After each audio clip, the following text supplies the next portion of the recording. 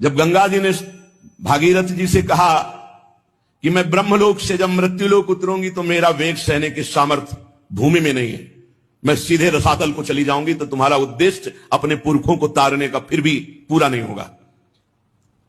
और दूसरी बात, जब मैं भूतल पे जाऊंगी पापी लोग स्पर्श करेंगे, मैं मलिन हो जाऊंगी, तो मुझे निर्मल कौन करेगा?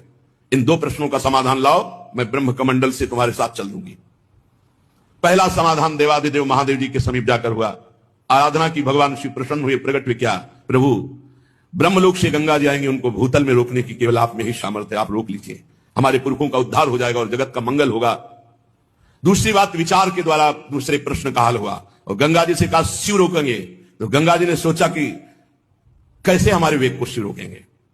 दूसरे प्रश्न का समाधान भगीरथ जी ने कहा, हमारे देश के पावन जो भजनानंदी प्रेमी महात्मा है, भगवत प्राप्त हो, जब स्पर्श करेंगे तो आप निष्पाप हो जाएंगे। समाधान दोनों प्रश्नों का हुआ। गंगा जी बड़े वेग से चली, इन भगवान श्री हरि का चरणोदक तो जटा खोल दिया।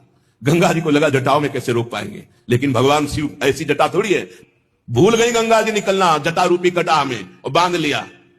भगीरथ ने कहा, प्रभु हमारा उद्देश्य तो फिर एक जटा खोली, जिससे तीन धाराएं, अलकनंदा आकाश गंगा, देव गंगा, मंदाकिनी पाताल गंगा और भागीरथी गंगा मृत्युलोक में। वो शिव हैं जिनकी जटा रूपी कटा हमें, गंगा जी को रास्ता ही नहीं मिला, भूल गई।